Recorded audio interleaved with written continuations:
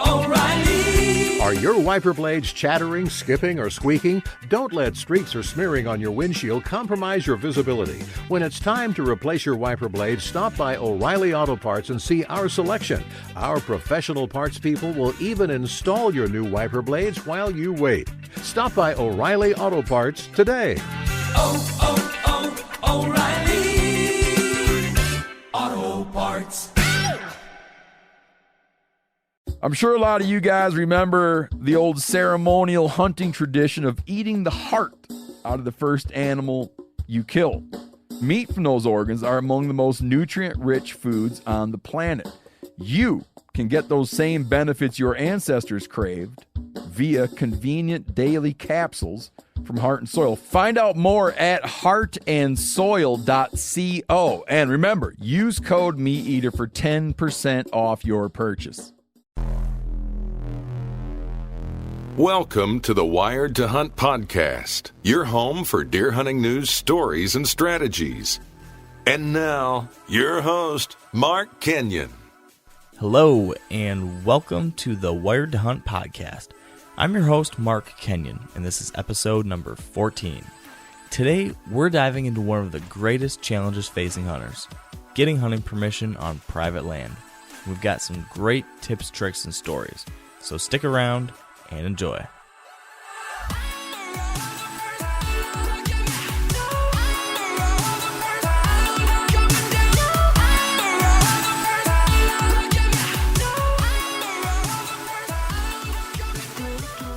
All right, welcome to the Wired to Hunt podcast. Here with me today is my co-host, Dan Johnson. How you doing, bud?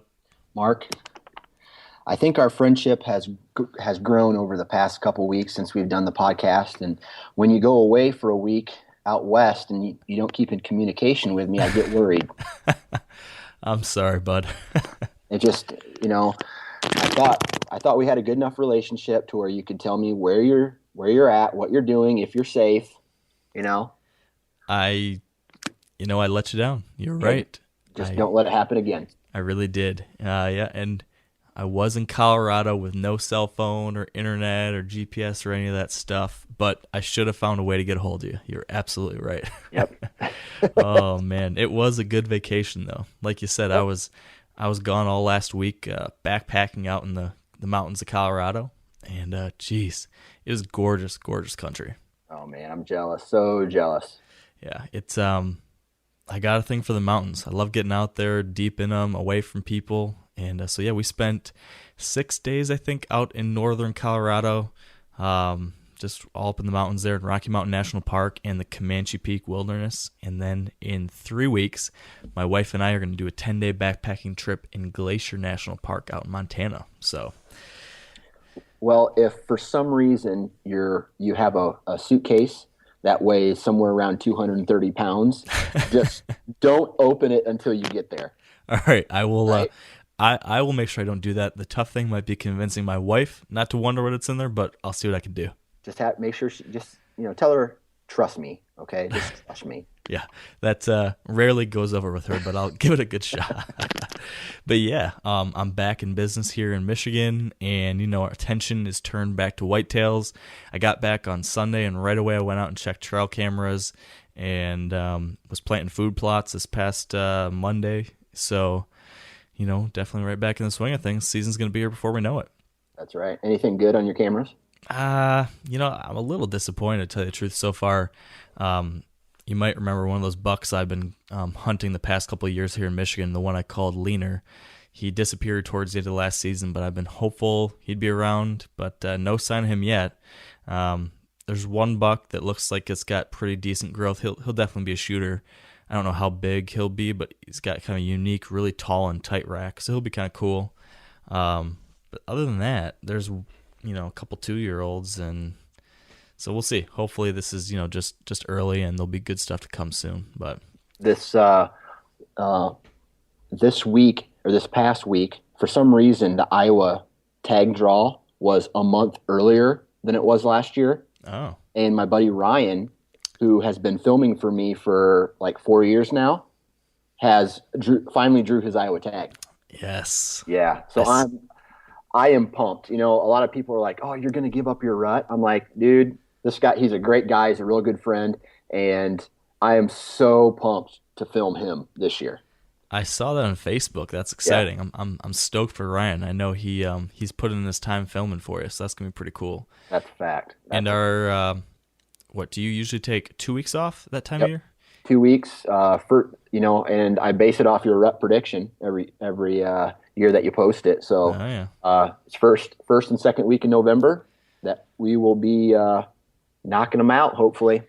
That's awesome. That's going to be an exciting time of year. I cannot wait. Yes. And this kind of brings us to our topic that we're going to talk about today. We actually had plans to have a guest on the show today, and we were all planning to talk about some interesting things with our guest. But unfortunately, that fell through. So you and me, Dan, we're going to kind of play it off the cuff here and wing it. And I think what we were planning on talking about was ways to get hunting access, getting permission on hunting land. And that's something that a lot of people struggle with, myself included sometimes. So what do you think? Is that a good one to talk about? Yeah, well, we're good at shooting from the hip, so I say we do it. I agree. And as I mentioned, this is something that I've heard a ton about from people. I actually have, when people sign up on Wired to Hunt to be part of our newsletter, one of the questions I always ask all of our readers is, what's something that you're struggling with right now? And I'd say probably by far the largest majority of questions I get are related to finding hunting ground. Probably 30 to 40% of all the responses I get to that question are related to finding places to hunt. So, this is a big challenge for people. And over the years, I personally have, been bouncing around. I've lived in a handful of different places over the past 6 or 7 years. So I've struggled trying to find new spots, and I've been trying different states and different areas. So I've learned a thing or two, and I've got some friends that have done a really good job of figuring this whole thing out. So I think I've got a couple of good ideas to share with folks, and I know you do too.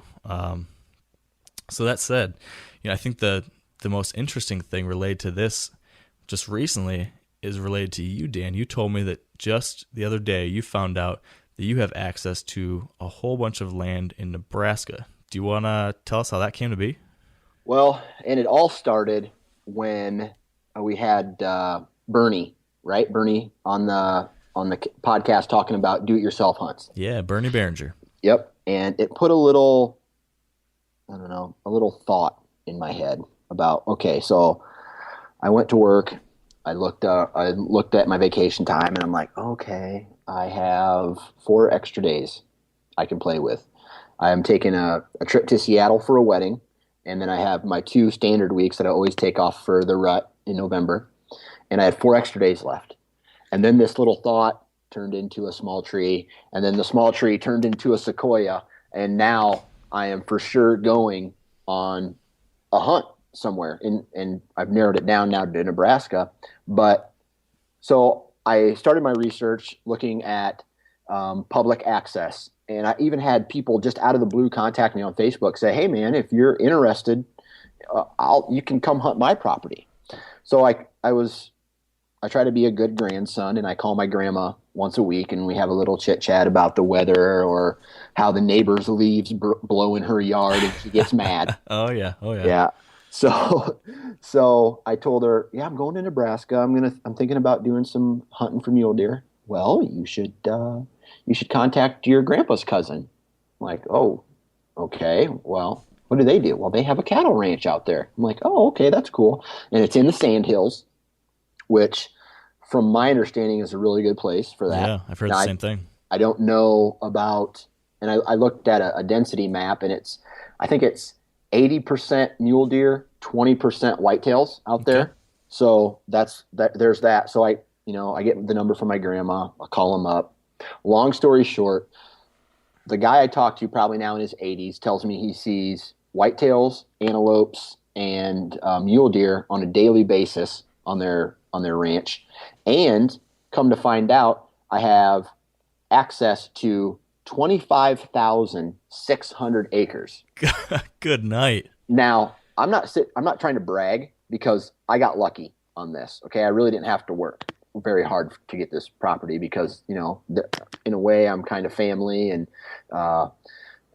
they're like, yeah, that's fine, and and we do have a couple of other hunters, but they hunt with guns, and how many hunters can clog up 25,600 acres? Now, not all those acres are going to be good, but I'm going to have some land to play around with, and so yeah, that's pretty nice. I was excited. I was pretty excited when I found that out. Oh, I bet. I'm jealous. I feel like I'm obligated to jump in your suitcase now and head out there and take up a little bit of that land. That's just too much for one guy. I know it is. It is.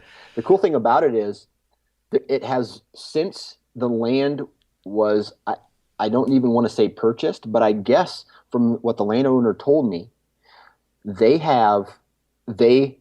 government basically gave them the land back in 1913 to use to make money to, help the U.S. economy.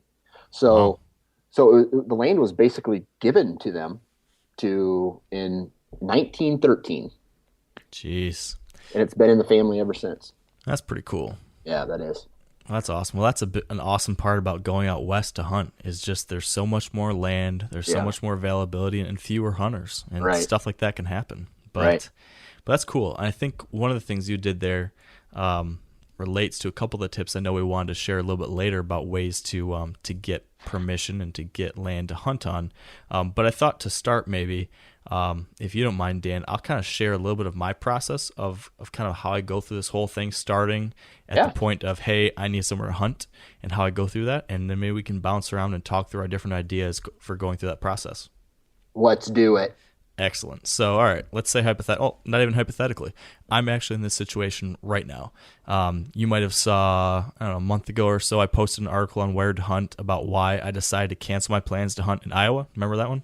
Yep. Yeah, so I decided not to hunt Iowa because of budget issues, and instead I decided to hunt Indiana, which is right next door to where I am. I can get there in like 45 minutes, and it's a much cheaper tag. I don't need to spend nights down there, and it's going to save me a whole lot of travel costs. So that being the case, I don't know anyone in Indiana. I don't have any property to hunt in Indiana. I'm starting from ground zero. So maybe I'll just walk you through where I'm at right now, what I'm doing, and what my plan is. So to start, before looking for a new property to hunt, I like to narrow down the area that I want to get permission. So I've already decided on Indiana as the state. And I chose Indiana as a state, like I said, because it's close, cheap tags. Recently, the past 10 years since they switched to a $1 per hunter rule, the age structure of mature bucks has really increased. They're seeing some great deer out there in Indiana, so it looks like it's going to be a quality hunt. So I did a lot of research. I looked into Pope and Young record book entries, Boone and Crockett, looked at a whole number of different things. And we talked about this back in the Bernie Behringer episode too, but I had ranked the top 20 DIY states for whitetails for an article with North American Whitetail. And so during that whole process, I got a lot of information about Indiana too. So decided on the state, and then from there, I'm looking to narrow it down to what part of the state do I want to hunt. So to do that, again, like I mentioned, I'm looking in record books to get an idea of the quality of deer, and so I'm also looking at terrain. So one of the things I did first is pull up the Pope and Young record books and filter by county. And so I was able to go in there and filter by the number of entries in the past 10 years for every single county in Indiana. And then I just looked at the top 10 counties. And then I went and I plotted those counties on a map so I could see where the greatest concentration of the big buck counties are in the state.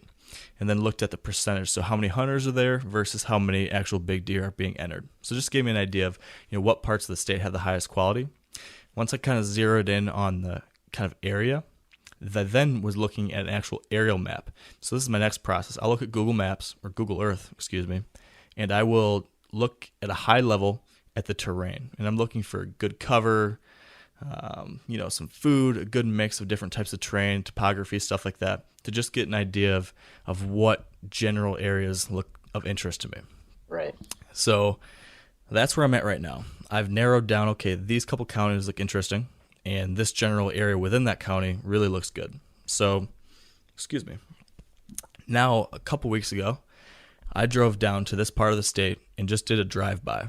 Just driving around the county, around these couple areas that looked really good to me, just to get kind of a eyes on the ground, really see what the look and feel of it, see what kind of population's there, just again to kind of confirm how I feel about the general area. Does it look bucky? Does it look like there's going to be a lot of issues with other hunters or large population centers, etc.? And now my final piece is, well, not final piece, but my next piece is I'm going to head down there in the next week or so, and now check on the areas that I kind of zeroed in on based on that drive-by and see what kind of deer I can see from the road. Right. Just to confirm, okay, this looks good. Now, do I see the quality of deer that I'm hoping to see? And this is all kind of a process that I go through no matter where I'm hunting. When I'm trying to find a new spot, I've done this in Ohio, Indiana, a little bit in Iowa, and I didn't come up with this process. This is something a couple of my buddies have really perfected when they lived in Iowa, actually, and a couple of my friends still out there do a great job of this. But I've been able to put it into action here.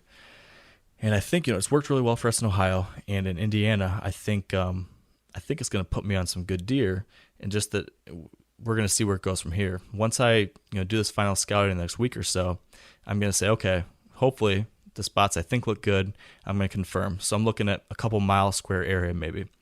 I've looked at the aerial maps. I've looked on the ground. I've scouted a little bit.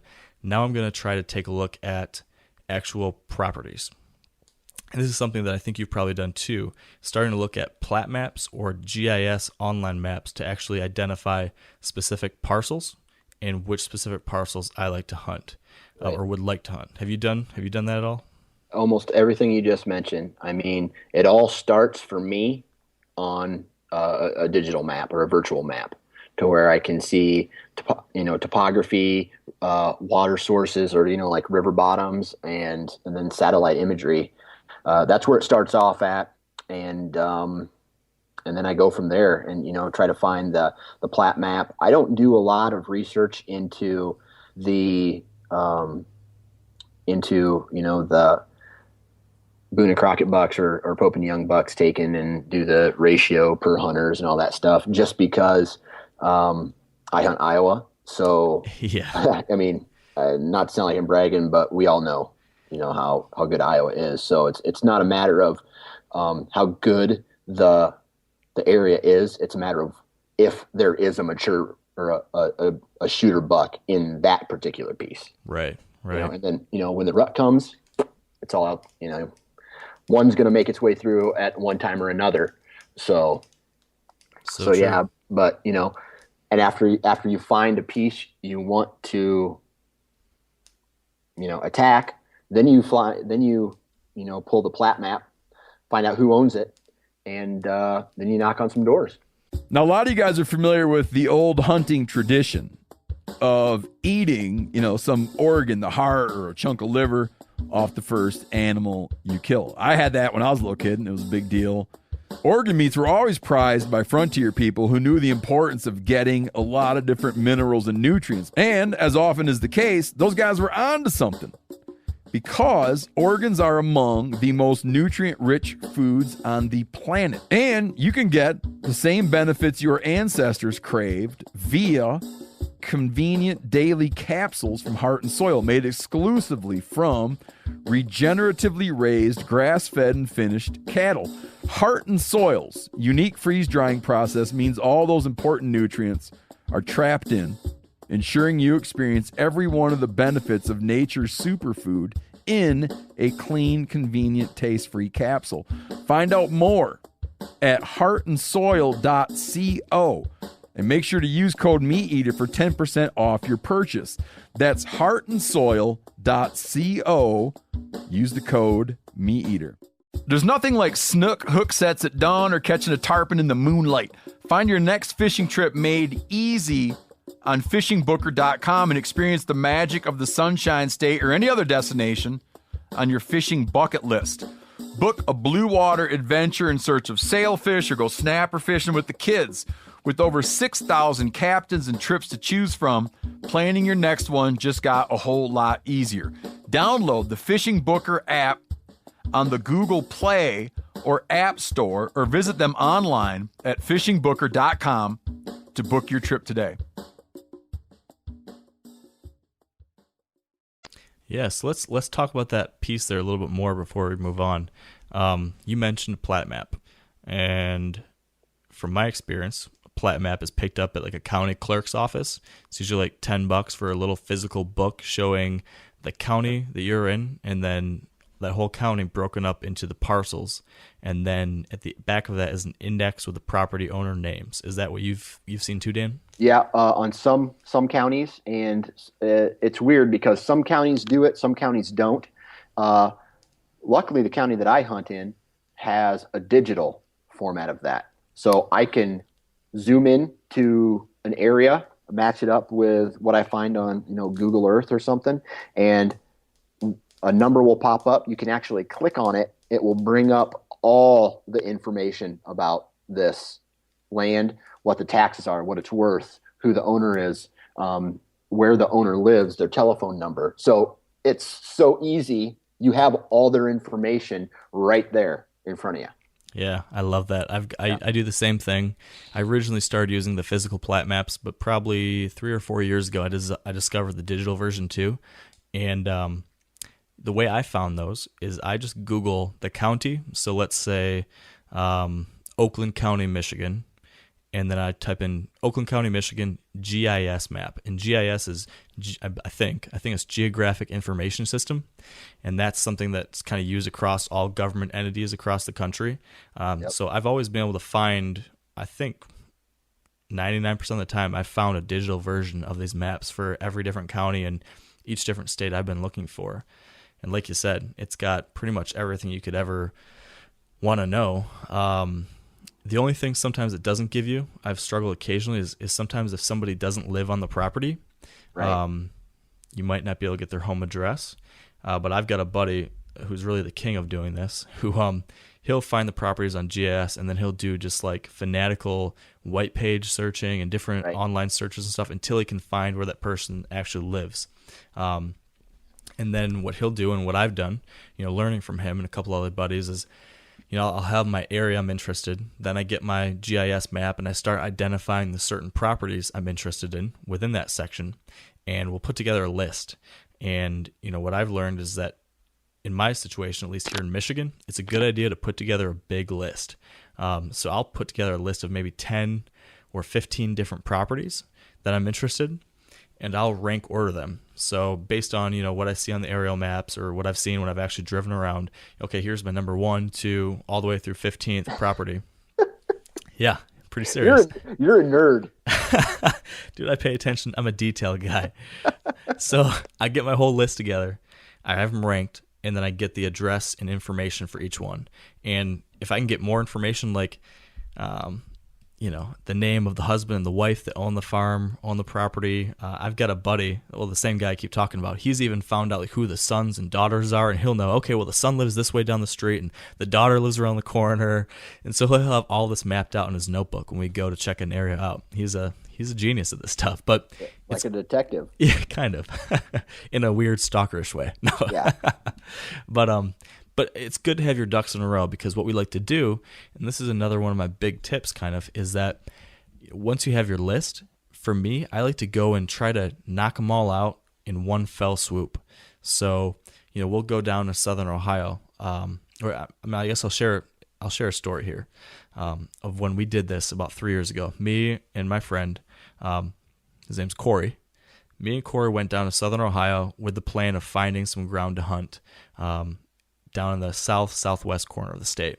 And so we went through this whole process that I've just explained. Did the looking on the maps, looked at big buck entries, found a general area, took a look at the GIS maps, picked a bunch of properties we liked, put together a list, drove down to Southern Ohio one day in early March, and we had a list of like 15 properties. And what we did is we went and we knocked on the doors of every single one of those people, just one after the other, after the other, after the other. And we just planned on making a whole day and a half of it. And for me, at least, I found that doing them all in one fell swoop is a really good thing, because my biggest challenge when it comes to getting, asking for permission on land is I get nerves. I get nervous about it. I find excuses not to do it. There's always some reason why, today I'm not going to do it. It just can be an uncomfortable situation, having to go ask someone, knowing that you're probably going to get rejected by a lot of people.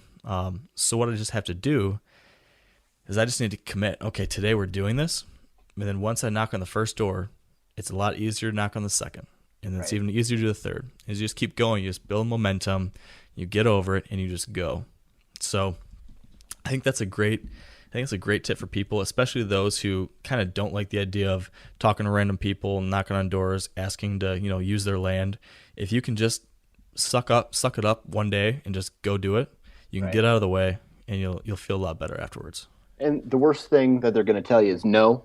But even though I've been told no way more times than I've been told yes, typically it's followed by, hey, thanks for asking permission first. Because a lot of these people have had trespassers, they bust trespassers all the time. Yeah. Yeah, that's true. Like you said, I mean, right now, before you have permission, the answer already is no. So nothing worse can happen than being told no again. Right. So and don't give up. I mean, I've asked this particular property owner this year will be the 6th year, and I haven't asked him yet, but I'm going to go ask him. I ask him every year, and I say, hey, just kind of curious if any positions have opened up.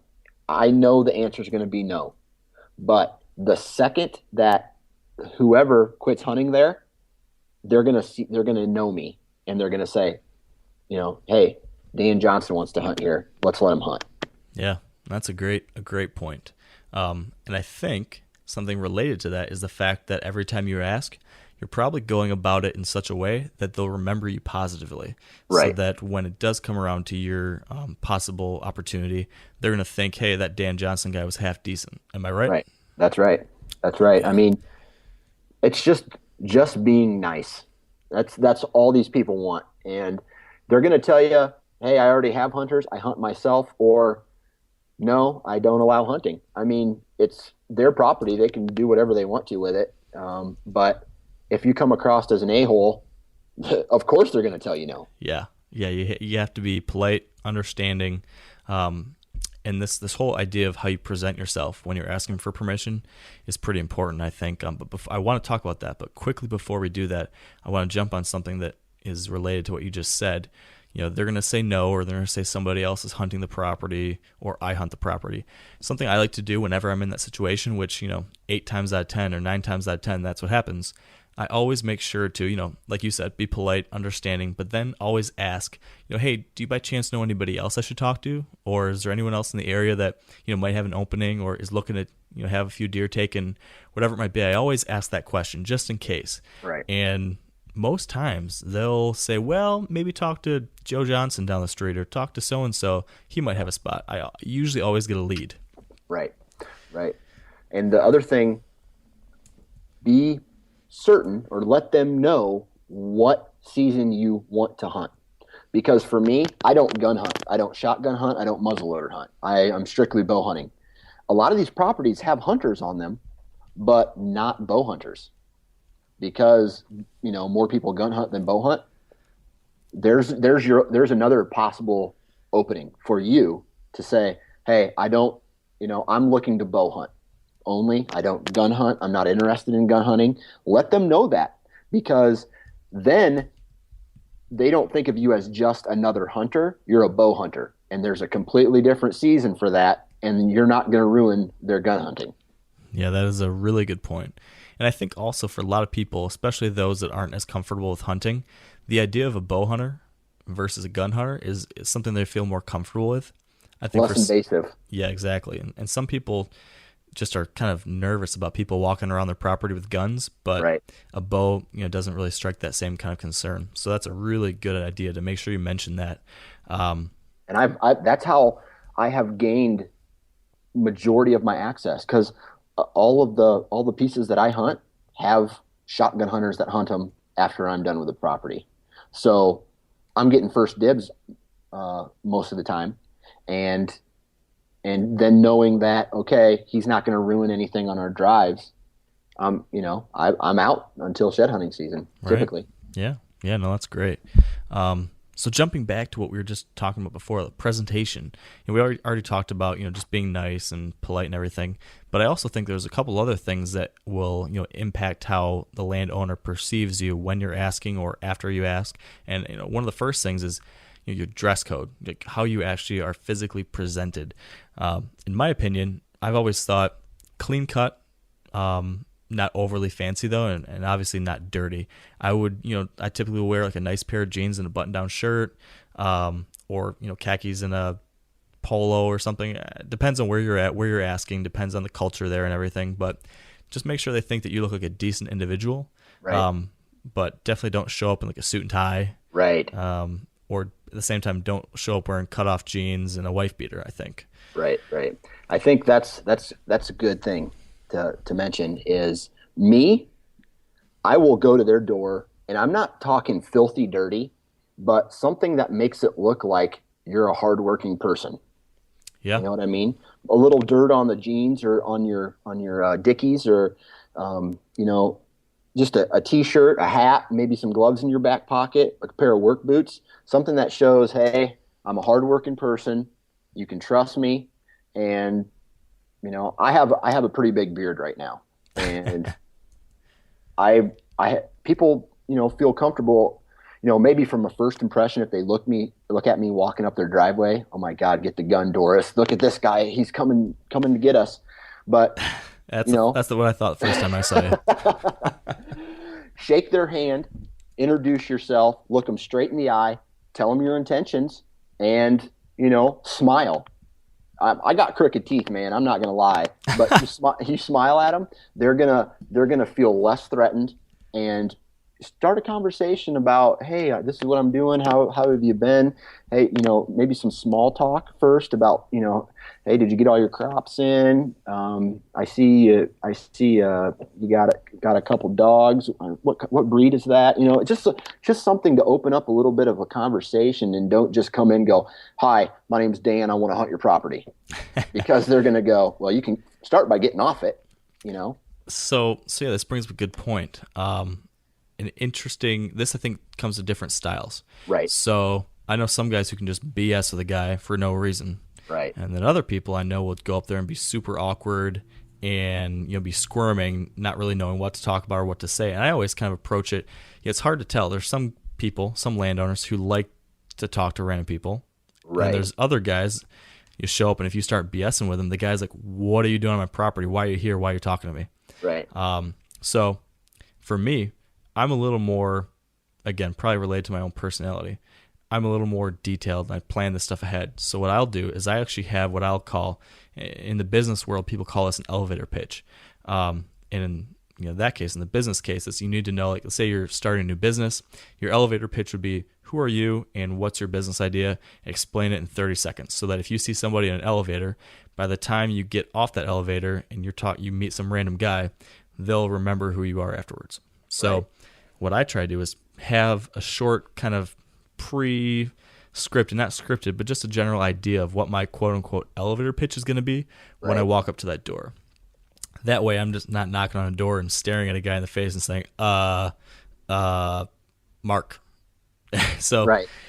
So I'll basically go in there and explain, hey, I'm so-and-so. I live down the street, just moved down here, last year. How things going, blah, blah, blah. And then I don't spend too much on the front end BSing until I at least get the basic idea of the fact I wanted, sorry for knocking on your door this time of night. Was just looking for a couple spots to hunt in the area. Was curious if you or if anyone in the area, might be open to something like that, blah, blah. And then I always like to BS and talk as much as possible during or afterwards.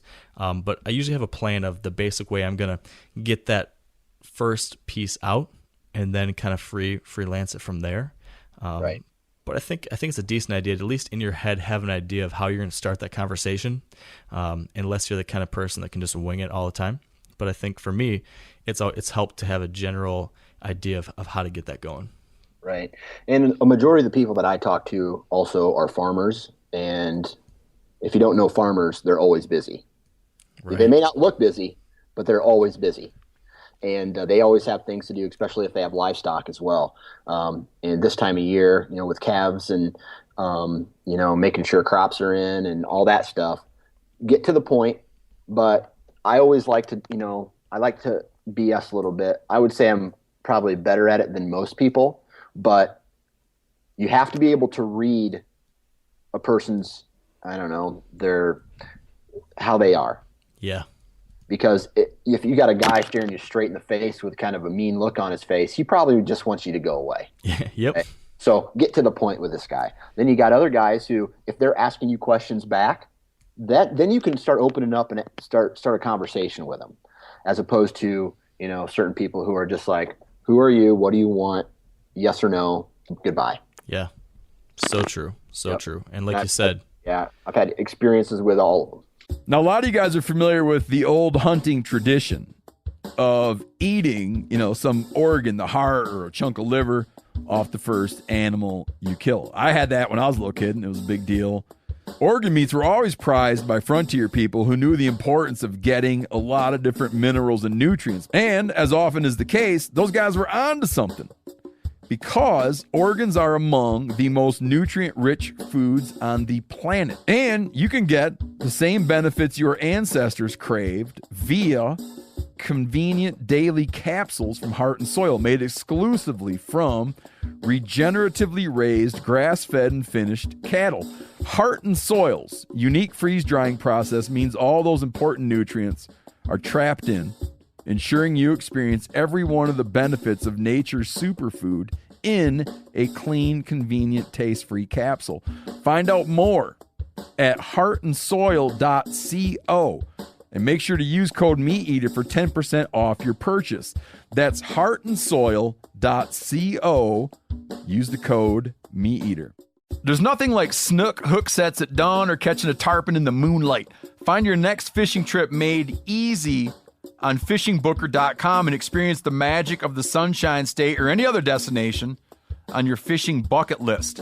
Book a blue water adventure in search of sailfish or go snapper fishing with the kids.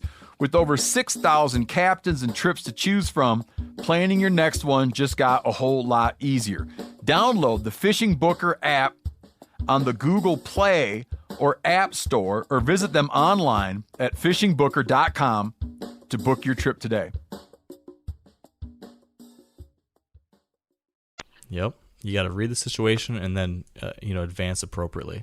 Right. And definitely, it can, if somebody wants to engage with you and you're not willing to, if you're just like straight to the point and want to get out of there, that's not going to help you out in the future either. Because, like we said, let's say you're chatting with someone, they tell you no, but you still have that opportunity to ask them if they know anyone else. Or, what I always like to do is, thanks so much for chatting with me. Totally understand that this won't work out. If in the future something changes, here's my card or here's my phone number. If you happen to remember, would really appreciate if you could let me know. Would love a chance to blah blah blah. And you never know, if you leave a positive impression, they might reach out, or like you said, keep reaching out in the future to them, checking, and your opportunity might come. Yep. Another thing, that I'll also do. Not only will I ask them, do you know of anyone else, but I'll also mention, if you happen to chat with anyone in the next couple weeks and you hear something like that, would you be willing to reach out to me? Something like that. And, most people are like, oh, sure. And maybe they will, maybe they won't. But at least having that card or that phone number to give to them opens up that opportunity that maybe if there's a chance, someone might reach out with an idea. So if you're nice and if you're the kind of person that they enjoy being around and they thought was, a respectful guy or girl, that might happen. Right. That very rarely happens with me. Yeah. Back to they're always busy type of, but the areas that I hunt, these properties have been in these families. Most of these properties have been in these families for 70 to 100 years. So they know everybody. Everybody knows them. It's almost like you have to get into their inner circle before you can make them feel comfortable. And that's why, like I said earlier, don't give up with just 1 year and walk away, because the next year they'll recognize you. They'll say, okay, this guy's serious. He's not just some one-timer coming in and out. He's serious. He wants to establish a relationship with me. And, obviously they're not going to say that, but, establish that relationship. Hell, they may say no again. But like I said, the property, my best hunting property that I have, took me 2 years of no's, and then the third year I got a yes. That's awesome. Yeah, perseverance. Yep. So keep at it. Yep, absolutely. Not really totally related, but something I just thought of that I know we had been speaking about a little bit earlier off air. One of the kind of tricks of the trade that I've found successful when it comes to asking for permission is not starting right off the bat asking for deer hunting permission, because deer hunting is one of the most popular things. There's a lot of guys that want to deer hunt. Sometimes the landowner is a deer hunter, but they might be more likely to allow some other type of hunting or activity on their property. So for me, what I do a lot is I'll ask permission early in the year, February or March, and ask the landowner for permission to walk their property and look for antlers. And 9 or maybe 6 times out of 10, people have no idea what you're talking about, and they'll say, sure, there's antlers out there, go for it. Occasionally someone will know, and they'll still let you. But either way, it's a lot easier to get permission to shed hunt a property. So we get permission to shed hunt, thank them, chit chat with them, take advantage of this opportunity to BS with them, just again establish a little bit of rapport, head out there and go shed hunting. This gets you an opportunity to do some scouting too. Check out that property. Now you can really tell, hey, does this look like it has the potential I want it to have? Or maybe you walk it and you realize that it's waste of time. So then you don't even bother asking for anything more. But let's say you go out there, you find some giant sheds, some huge rubs, looks great, no sign of other hunters. Now you go back, you thank them again for letting you shed hunt, share your stories, tell them, oh yeah, this is great, really appreciate it, here's what I found, offer, maybe in this case, offer to help out with something around the farm. And, maybe a couple days later or a week or 2 later, or maybe even that same day, depending on whatever your situation is, maybe then you can also slip into your conversation with them. I really enjoyed being able to do this. I noticed there didn't seem to be a whole lot of sign of other hunters out there. Do you have someone bow hunting your property? Would it be okay if I might stop in here sometime this fall? Blah, blah, blah. And lots of times you can get opportunities that way. Shed hunting's worked for me, but I know some people that ask for turkey hunting permission, coyote hunting permission, mushroom hunting, whatever it is. If you get permission to do that and you do that activity, come back and talk to them, and they see you didn't do anything bad, you were respectful, you didn't destruct their property at all, that helps build that trust that can lead to potentially deer hunting in the future. Right. Yeah. I agree with everything you said except mushroom hunting. Around where I hunt, mushroom hunting is like sacred. Really? Nobody tells you they're good spots. No, it's all secret. Oh no, we don't have any good mushrooms. Then the one day the lady goes, oh no, we don't have too many good mushroom spots here, and I already have permission to hunt it. I come up after I think I took down a tree stand or something one day. She had like 5-gallon bucket full of mushrooms. I'm like, nope. So I gave her a hard time because I have a good relationship with her now. It's like, no mushrooms, huh? She's like, oh no, I happened to run into these on accident. I'm like, 5 gallons? Sounds like an accident, yeah. That's funny. But yeah, I think other than mushroom hunting in Iowa, you can probably get away with asking for these different activities, and then going for it. Something I just mentioned there, I think applies in general. That being, let's say you do get permission to shed hunt or maybe even deer hunt, whatever it is. If you get permission, do something to say thank you for that landowner. Exactly. Because if you just got shed hunting permission, and if you show again your gratitude, this might help you get deer hunting permission. And if you did get deer hunting permission, if they see that you're respectful and you show that gratitude, it will help you keep that permission. So for me, I've personally done things to help around farms, done some wood cutting, done different little projects like that, offered to mow someone's lawn, stuff along those lines. I know other people that, will bring a gift basket at the end of the season, or will give the landowner venison, give them gift cards. I don't know. Have you done anything like that or experienced something like that, Dan? I've installed a satellite dish. I have cut down trees. I have helped them spread gravel on a driveway. And my favorite story I tell people is what I thought was going to be a 15-minute gate fix turned into an 8-hour job where I finally had to tell the guy, listen, I need a drink of water if I'm going to be doing this. And he was, some old timer, and he let me have permission, but he had some cattle broke down a fence, and this hunting their property is not just something for you. Okay, it's their property. You have to give something back. And I don't mean from like a conservation standpoint, like plant a tree, but help these people out. I've done, like you said, I've given old ladies flowers. I've given, gift cards to Walmart or like a local farm store, cut down trees, fixed gates, satellite dish, I even helped rip out carpet of an old farmhouse that was getting renovated once. Nothing too hard or serious, but, it maybe took me, aside from the 8-hour fence job, maybe an hour and a half was the most I worked. But what's that get me? That gets me unlimited hunting, bow hunting on this property, shed hunting, turkey hunting. So I get to do whatever I want, but, sometimes you just got to bite the bullet and break a sweat. Yeah, it's a very worthwhile investment of your time and energy, I'd say. Right. And it's like you said, they're really helping us out, and we owe it back to them.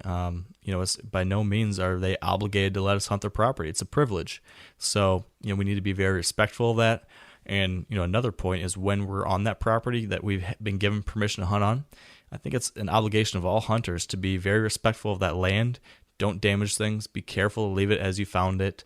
Right. Because like you said, this isn't our ground, and it's important to, represent hunters' property properly and do ourselves right by the landowners.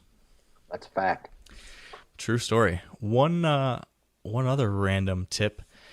This is something my buddy Corey again has trademarked this idea, but he has found that he has a lot better luck getting permission with a certain type of homeowner, I guess. And this is a vast generalization, so it's not always going to be the case, but something to keep in mind.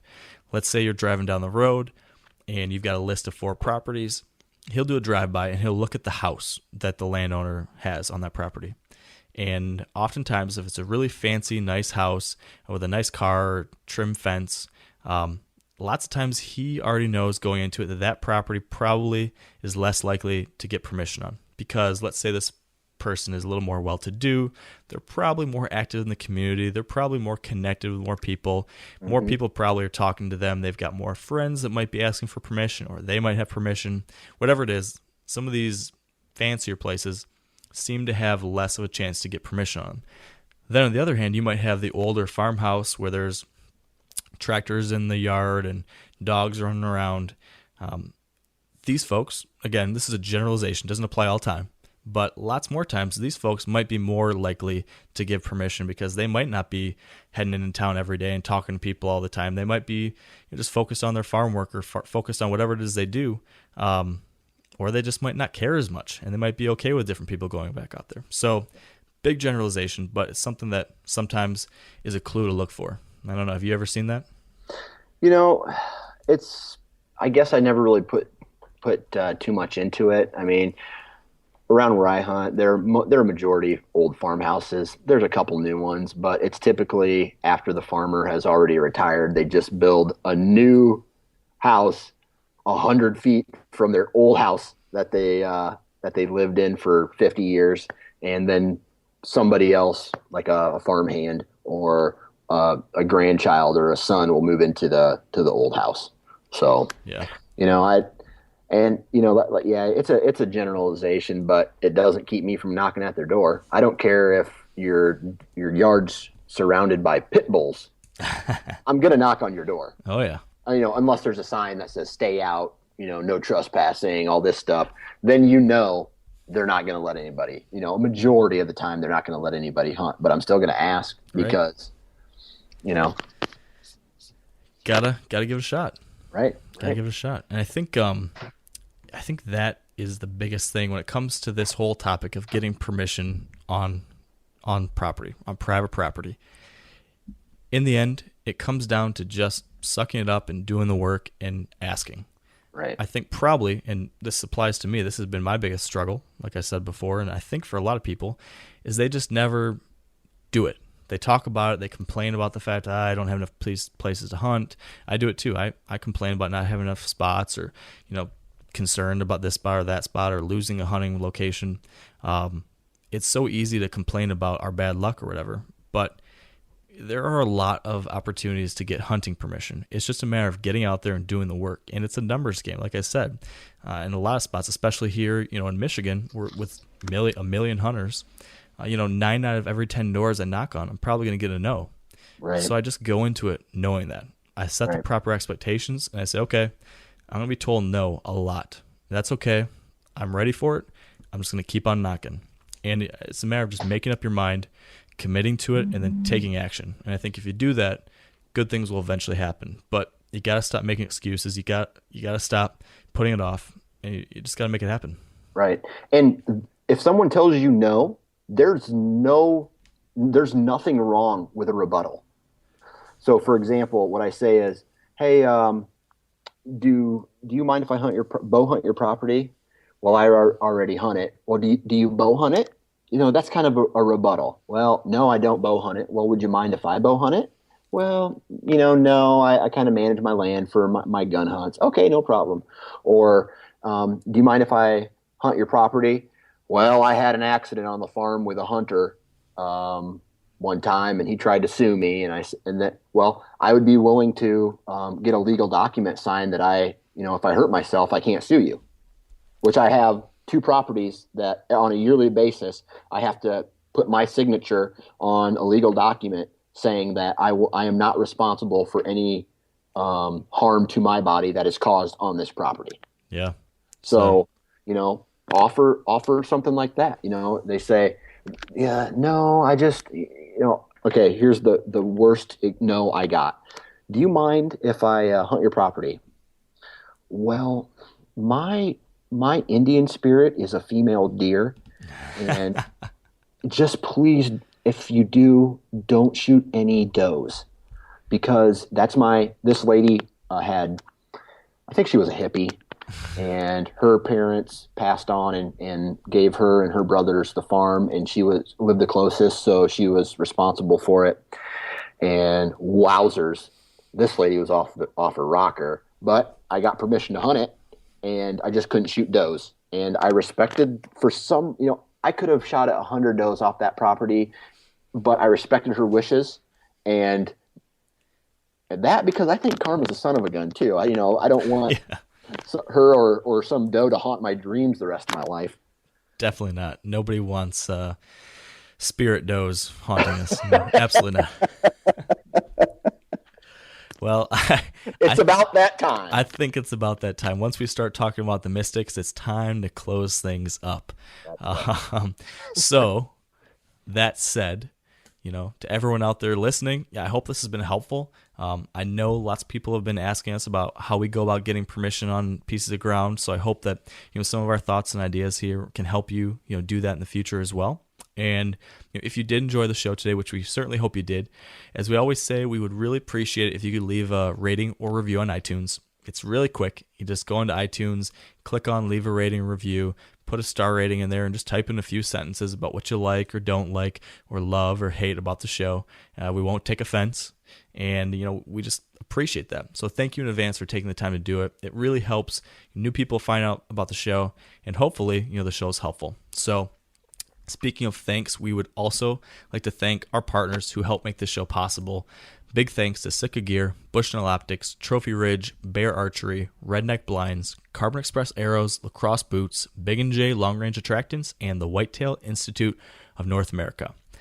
That said, be sure to visit wiredtohunt.com/episode 14 to view the show notes from today's episode, and that's where we'll include some other links about things we talked about today. I've got a couple other blog posts related to the same topic, so we'll include that.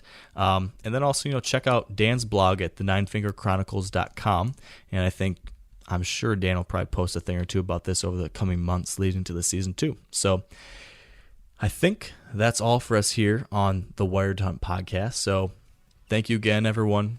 We appreciate you. We love you. And we really appreciate the fact that you take a little time out of your day to listen to a couple wackos like us talk about deer hunting. So until next time, have a great week. Keep on working to prepare for the season. Knock on some doors. Don't be afraid to be told no. And stay wired to hunt. I'm sure a lot of you guys remember the old ceremonial hunting tradition of eating the heart out of the first animal you kill. Meat from those organs are among the most nutrient-rich foods on the planet. You can get those same benefits your ancestors craved via convenient daily capsules from Heart and Soil. Find out more at heartandsoil.co. And remember, use code MeatEater for 10% off your purchase. You ever get that feeling the walls closing in, the concrete jungle suffocating you? You crave some wide open spaces, the chance to connect with nature, maybe in a spot all your own. Well, head over to land.com. They've got ranches, forests, mountains, streams, you name it. Search by acreage. You can search by location. You can search by the kind of hunting and fishing you're dreaming of. Land.com. It is where the adventure begins.